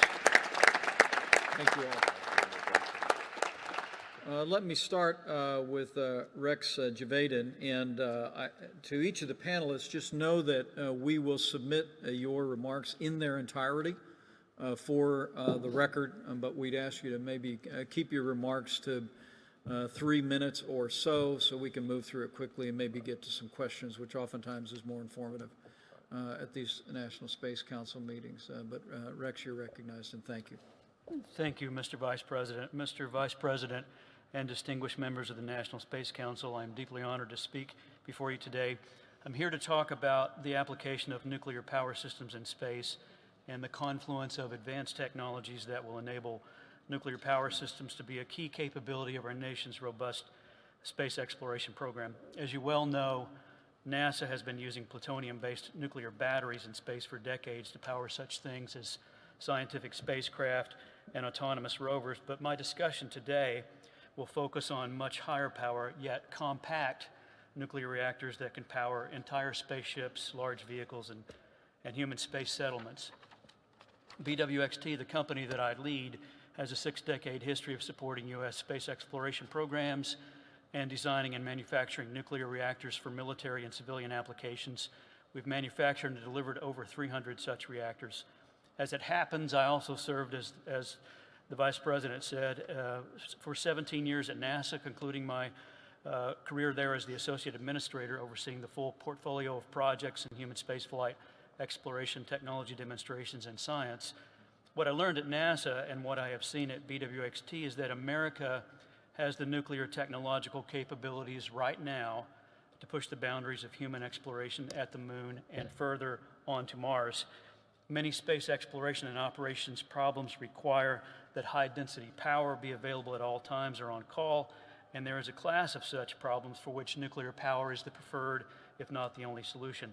Technology is rapidly evolving to make relatively low-cost nuclear reactors that are not just attractive alternatives to space power options, but also the means to accomplish things that were not possible before. For example, BWXT has been working with NASA on a nuclear thermal propulsion system that will propel a spacecraft from Earth's orbit to Mars. This system has a number of advantages over other designs and would contribute to significantly shorter travel times and lower exposure to cosmic radiation for astronauts. In fact, today, there is no better option to safely deliver humans to Mars in time to protect their health. Additionally, the development of compact reactors for space creates collateral benefits for U.S. national security. Nuclear energy is a compelling solution for off-grid secure power for forward or remote military bases. We also envision classes of highly compact reactors that could be used in asset protection and very high-power defense systems. We're able to bring such technologies forth now because of advanced manufacturing techniques that are progressing in the United States faster than ever. For example, we are developing 3D printing capabilities at BWXT to manufacture metal components that could radically improve the economics and delivery timeline for nuclear reactors. In closing, I would point out that since the dawn of spaceflight, we have encountered the problems of power and propulsion. Spacecraft must be propelled efficiently, and every system, life support, habitation, scientific instruments, rovers, and so on, requires electricity. Historically, limitations in both propulsion and power have curtailed mission scope, scale, speed, and duration. If we are to fulfill the objectives in President Trump's first space policy directive to establish a long-term presence on the moon and send the first crewed mission to Mars, nuclear power is arguably the most important technology to enable these bold national goals. Given technological advances and our nation's renewed interest in space exploration, there has never been a better time to employ nuclear systems in space. I thank you for your interest in this technology, and I look forward to your questions. Give Rex a round of applause. That's great. Great summary. Thank you. Thank you. Great comments, and particularly provocative on the importance of nuclear power when we talk about long-term missions. Thank you. Not just to the moon, but to Mars. Dr. Clive Neal on lunar resources is recognized, and thank you again, Rex, for keeping to about 3 minutes. I really do want to get to questions. But Yeah, Dr. Neal, thank you again. I'm probably going to blow this, but Mr. Vice President, Administrator Bridenstine, members of the Space Council, ladies and gentlemen, I'm from the University of Notre Dame, but the Vice President's probably already guessed that from my Northern Indiana accent. I'm deeply honored to be talking to you today about lunar in situ resource utilization, or ISRU. The time is now right to take a giant leap by using the moon to learn how to live off the land, thus enabling sustained human presence off Earth while stimulating a new sector of our economy. As we look forward to the moon, we need to learn from history. Apollo was a monumental achievement, and last month we celebrated the 50th anniversary of Apollo 11. However, Apollo showed us how not to conduct human space exploration because such a program based upon international competition is not sustainable. This is demonstrated by the fact that 2019 also marks 47 years since the last human walked on the moon. Therefore, in order to have an enduring, sustainable, multi-decadal human space exploration program, two things are required. First, we should choose to go to the moon with our international and commercial partners in a spirit of cooperation. This will allow the build-up of assets on the lunar surface so we can learn how to live and work productively off-planet in preparation for the exploration of Mars. Second, space exploration must deliver a return on the taxpayer investment, such that the budget of our space agency is viewed as an investment in the future of this country.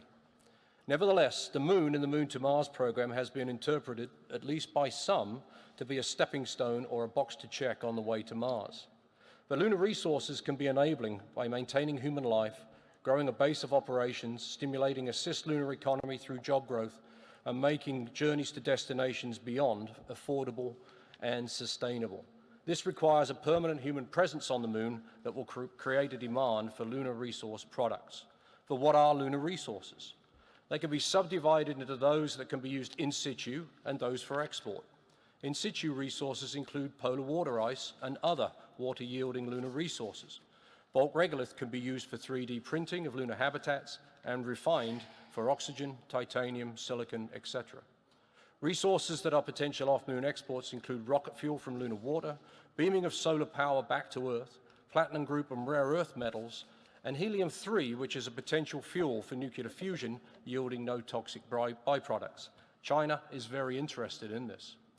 However, in the ISRU discussion, the term resource has been used when reserve is what is meant.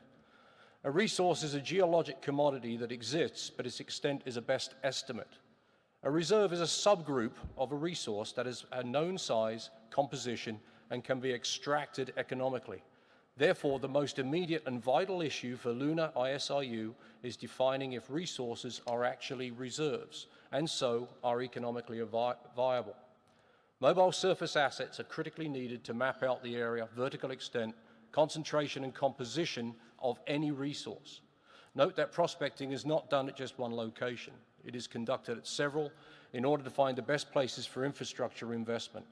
Thus, geologic prospecting on the moon needs to be a campaign that cross-cuts through NASA's mission directorates. The Artemis program of record goes beyond the camping trips of Apollo, focusing on increasingly longer human stays at one location, leading to the establishment of a permanent lunar surface base of operations. A field station at the South Pole by 2028 is a goal of this program, so having the capability of resource extraction before then will be vital. The field station will require local resources to sustainably develop, expand, and maintain it. So development of local resources will allow humanity to survive and thrive on the moon and beyond. However, based upon the initial findings from the Lunar ISRU workshop in July, not knowing if the resources are reserves, coupled with the lack of markets for products from such resources, are preventing any commercial mining involvement. NASA can provide these much-needed data and create markets for the resource products. Water is a resource at many localities throughout the solar system. In fact, water is the oil of the solar system in terms of fuel for interplanetary spacecraft using liquid oxygen-hydrogen engines. Therefore, development of destination-agnostic water ISRU capabilities means no new systems are required when we go to Mars and beyond. In summary, bringing the moon into our economic sphere of influence will benefit society on Earth, create a new sector of our economy, and reinforce the United States leadership in space exploration. I look forward to your questions.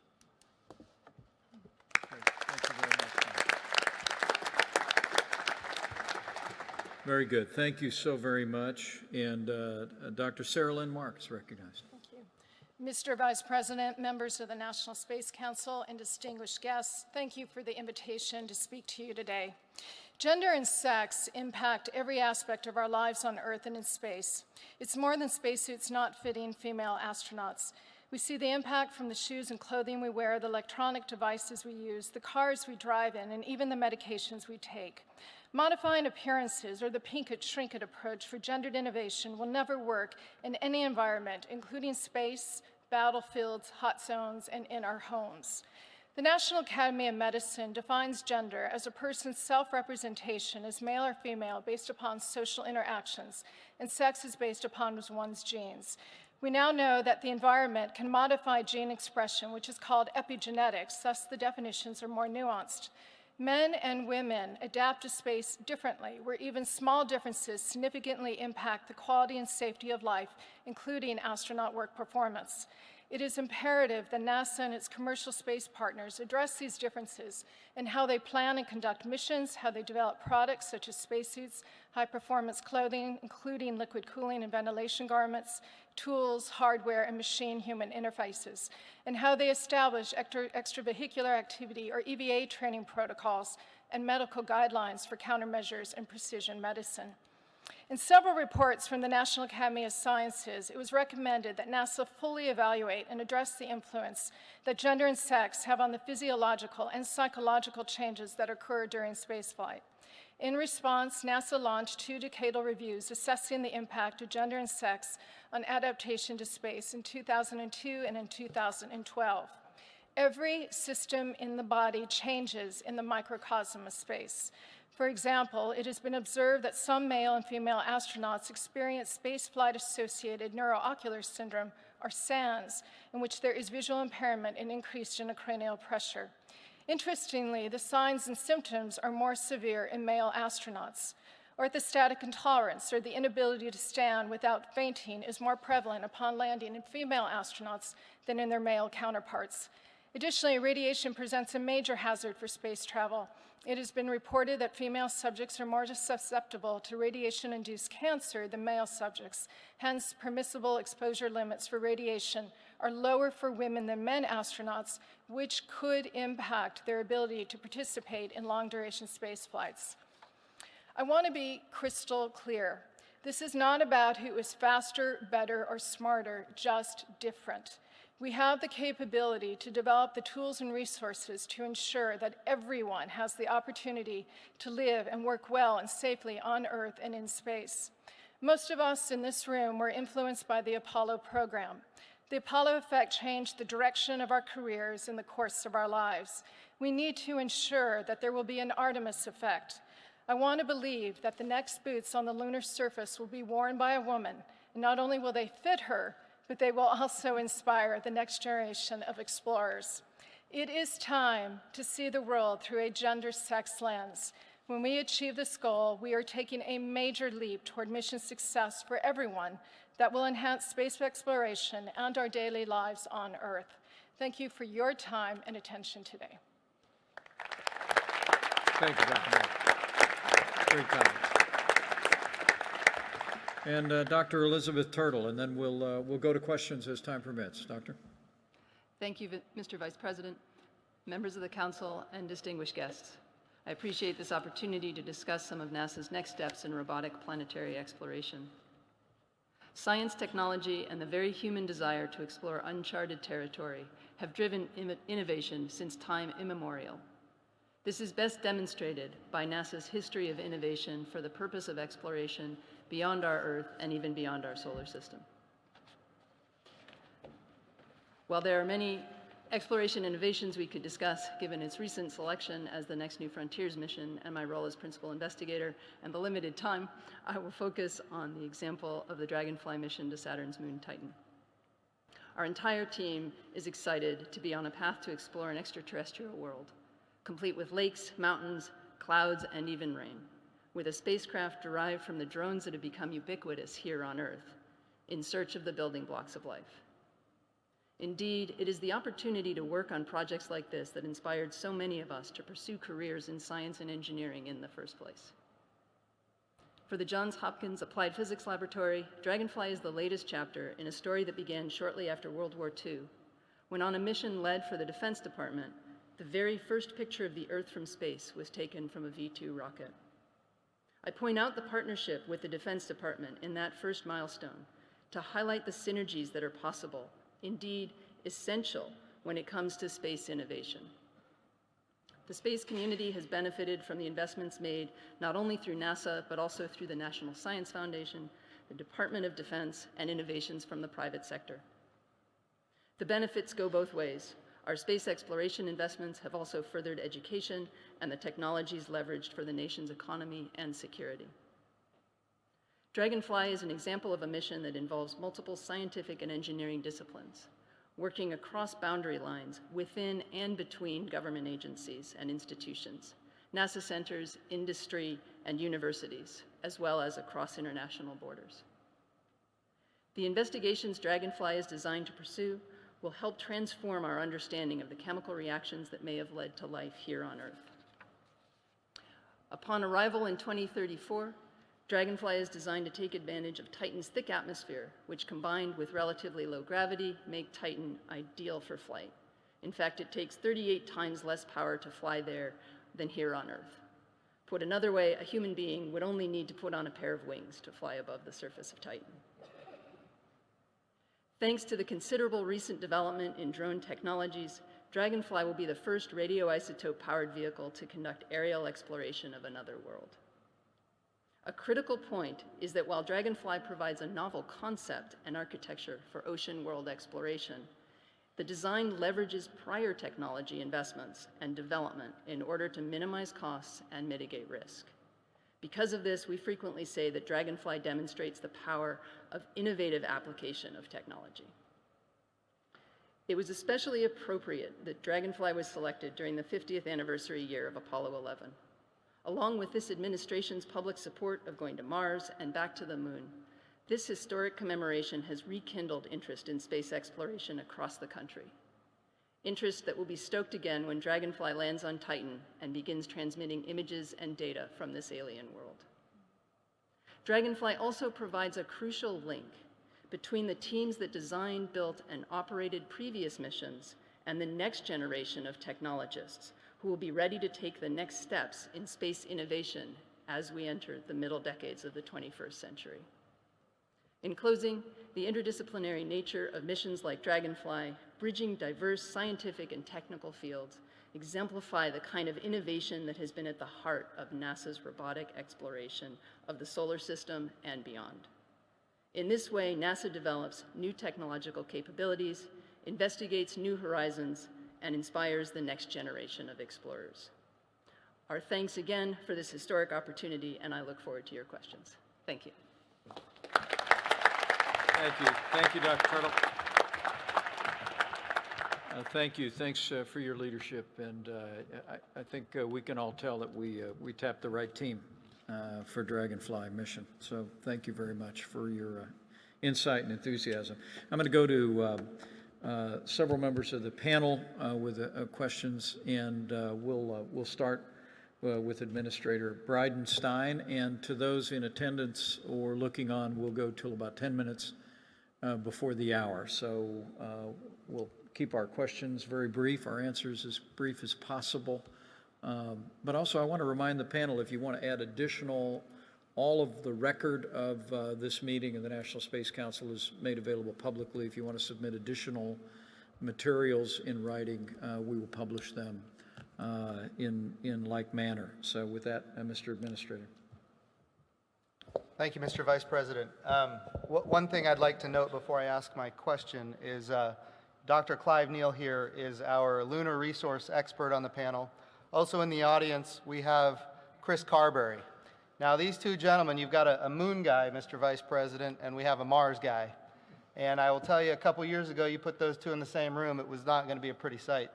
But now we've got this new direction, Moon and Mars. And now when they come and visit me, they come together, which I never thought I'd see. But it's a thrilling thing for our nation, and to see the unity between these two gentlemen. But it's still not that pretty. It's still not that pretty. I had a question for Rex. You know, we talk about radioisotope thermal generation, the ability to basically use nuclear decay to create heat and use the heat to create electricity. Tremendously valuable. We've been using it for years. You're talking about something else. You're talking about actually using nuclear fission for propulsion. That is absolutely a game changer for what NASA is trying to achieve. Propulsion hasn't changed. You've got a mass and you need to accelerate it. And when we use nuclear fission, you can heat hydrogen to levels that make it exceptionally fast. And so that mass is accelerated faster than we could otherwise accelerate it. That gives us opportunity to really protect life. When we talk about the radiation dose, when we travel between Earth and Mars, can you share with us how much time do you think we could save in that travel between Earth and Mars if we had nuclear thermal propulsion? Thank you, Mr. Administrator. The nuclear thermal engines that we talk about are about twice as efficient as chemical engines, and they're actually simpler for a variety of reasons. The transit time to Mars for a typical chemical rocket engine when Mars is at its closest approach to Earth is about 6 or 7 months, as you know. With the nuclear thermal propulsion system, we anticipate being able to get a crew to Mars in about 3 or 4 months, about half the time. And you can see those same kind of economies and efficiencies for scientific exploration as well. So, and then the next question for you would be other applications. It's not just for reducing the radiation dose for humans flying through deep space, but also national security implications. How do we maneuver within low Earth orbit or cislunar orbits so that ultimately we can move quickly to various spots based on the threats that we heard about today? There's many applications here that benefit not just human exploration, but also national security. Am I correct? That's correct, Mr. Administrator. We anticipate that this kind of technology could also be used in a variety of national security applications. And I mentioned in my remarks, for example, off-grid power for forward or remote military bases. You certainly can imagine using a compact high-temperature gas reactor to power a directed energy weapon, for example, using diesel fuel now, but that's not sustainable over a sustained battle. Real quick, for that directed energy weapon, could that be used, for example, to protect Earth from an asteroid? I think you could envision that for planetary protection as well. It's possible to put high amounts of laser energy on an asteroid, whatever threat you're concerned about, and so it's a possible technology for that as well. Could it be used to take debris out of orbit? It could be used for taking debris out of orbit. People talk about using laser energy to change the trajectory of space debris, and it's a very possible application for that as well. I think, Mr. Vice President, there's an amazing opportunity here that the United States of America should take advantage of. Great. Thank you, Chair. Thanks. Great comments. With that, Secretary of Commerce Wilbur Ross for a question. Dr. Neal, what's the biggest challenge that you faced in training the current class of astronauts? The biggest challenge is educating them in the limited time we have for if they're going to the moon, about the moon. Trying to make them understand about the environment. You don't really know until you go there. I've never been. I've studied it a lot. But I think the biggest challenge is actually having time with the astronauts to teach them about off-world exercises and how they would then maximize their time on the surface of the moon or Mars. And what do you see as the biggest challenge going from habitation of the moon to getting to Mars? Well, again, I think it comes back to actually getting to Mars. I think we can learn about living and working productively off planet on the moon and take those lessons to another hostile environment for human life. I think they'll translate quite well. There will be nuanced differences, but I still think that the journey and what we just heard is one way to try and mitigate some of those risks by going faster. But that journey is going to be the issue. I think we have a laboratory in our back garden. We need to make good use of it, not only for economic benefit, but also for training to go beyond there. It's an off-world laboratory that will prepare humans very well for exploring destinations beyond the moon. Thank you. Thank you, Wilbur. Next, we'll go to the Undersecretary of State for Economic Growth, Energy, and the Environment, Keith Kroc. Keith, you're recognized. Thank you, Mr. Vice President. Dr. Tuttle, I have a question for you because you've spent so much time in space diplomacy over your career, and it's really this: as we develop and operationalize our global economic security strategy integrated into our national security strategy platform, the space industry is a top priority. And so I'd be interested in your view in terms of how does the United States maintain its leadership position and collaborate with our allies and their private sector partners and safeguard our IP and our know-how through global trusted frameworks and some of the things maybe you've worked on over the years? Absolutely. There's so much to be gained from these kinds of partnerships, and at the same time to balance that with sharing of information, and that's an area where we take very seriously in these international partnerships, and something that we need to coordinate very carefully as we move forward. But it is so, as so many of these international missions have demonstrated, the potential of those collaborations is so valuable that it's something that is worth investing the effort in. Thank you. Thank you, Keith. And let the chairman ask the final question. Dr. Mark, women are an indispensable part of the astronaut corps of NASA, and you've been a great advisor along the way. You spoke today about some of the challenges that the differences among the sexes make, opportunities for one versus the other. We've set the objective to have women and men leading America back in human space exploration, that the first woman and the next man on the moon will be an American, and we'll send men and women to Mars. You've spoken about some of the differences. Are there also, can you give us some examples of the benefits as well about having men and women leading in space exploration, and what that means to the science and to expanding American leadership and capabilities? Yes. Well, Thank you, Mr. Vice President, for your question. I think it comes down to issues of diversity and inclusion. And if we can take it back to even on Earth, we see that diversified workforces have optimal team performance. Sometimes it takes a little bit of effort up front to make sure people are communicating and sharing knowledge, but we do see improvement at the end of the day. I think what we have seen is that we will have a mixed crew. American women are the taxpayers. They are supporting this program. They need to be represented.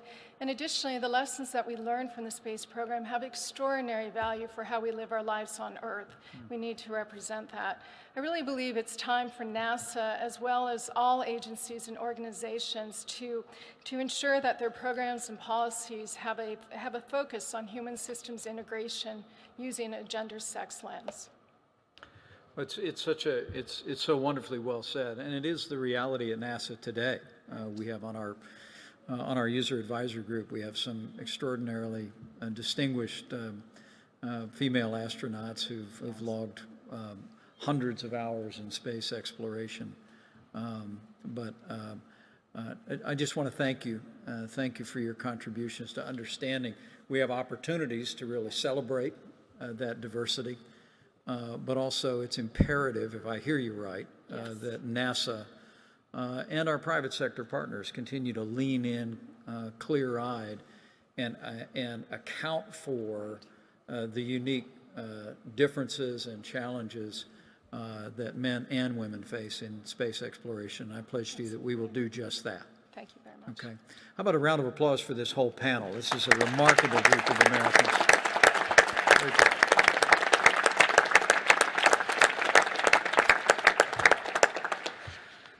With that, with the time is of a little scarce, and so I trust that members of the National Space Council have reviewed the recommendations that have been presented to meet the President's objective on human space exploration and also encouraging and promoting private sector innovation.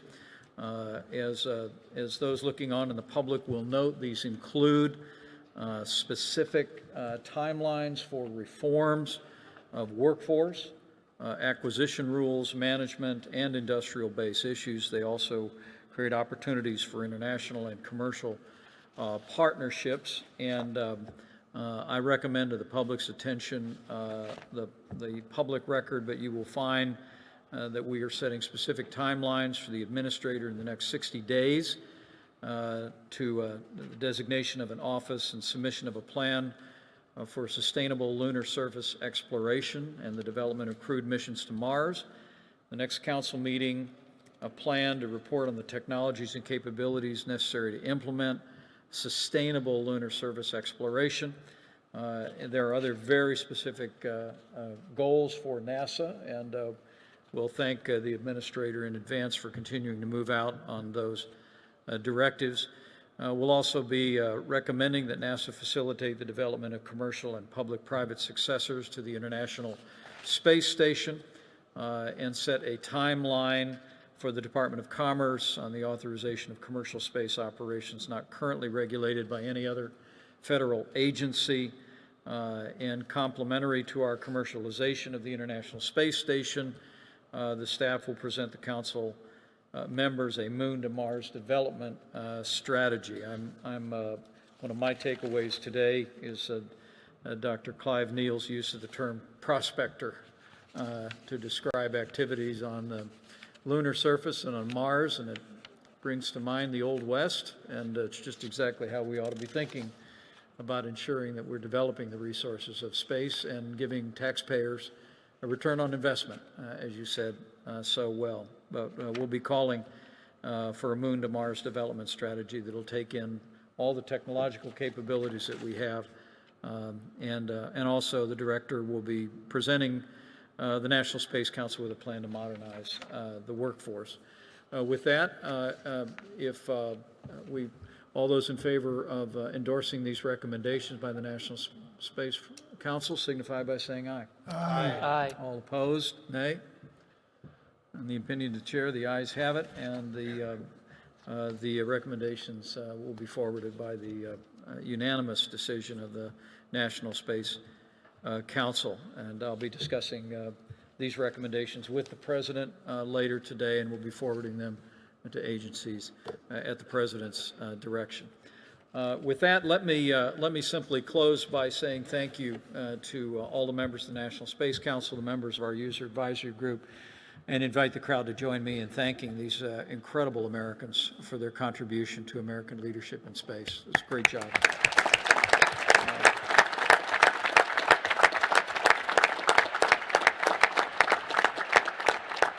I also want to thank Rex Javadin, Dr. Clive Neal, Dr. Sarah Lynn Mark, and Dr. Elizabeth Turtle for a tremendous contribution to this discussion today, and your testimony today and your written testimony will continue to inform our work. So join me in thanking our panel one more time.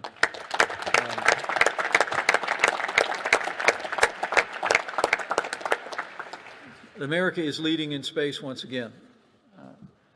Thanks to the vision and the leadership of President Donald Trump, we have redoubled our commitment to lead on behalf of human exploration with NASA at the tip of the spear, to engage our private sector partners to work in new and in renewed ways with the American people to advance American leadership. And with the President's direction as Commander-in-Chief, we are reorganizing our commitment to provide for the common defense and developing the United States Space Force, the U.S. Space Command, and to develop the technologies to protect this nation going forward. I know, looking out at this crowd, and I know to those looking on, there's tremendous enthusiasm for President Trump's leadership in space. But I ask only today that those of you who share this passion for renewed American leadership in space, go tell the story. It's exciting to be here at the Smithsonian. We have made a point, now this being the 6th meeting of the National Space Council, to travel. And our objective is to help relight the imagination of the American people for this space program. 50 years is a long time. I know what I'm talking about. But our determination is to capture the imagination of the American people, of men and women and boys and girls all across this country, and really to inspire the world. And so I encourage each and every one of you, and maybe it'll be assisted if before you leave here today, if you take a long stroll through this historic place, if you look at these tremendous remnants of American leadership in space. But I just want to challenge each and every one of you, industry leaders who are here, those that are looking on, educators and public servants, is go tell the story. And go tell the story of American leadership in space. Tell the story not just to those who represent you in Washington, D.C., and to leaders at every level, but tell the story in your communities, in your state, and all across this nation. And I know with your energetic support, with President Donald Trump's leadership and vision, with this extraordinary team that he has assembled, the work of NASA, and with God's help, America will lead mankind into the vast expanse of space. So thank you very much, and God bless you.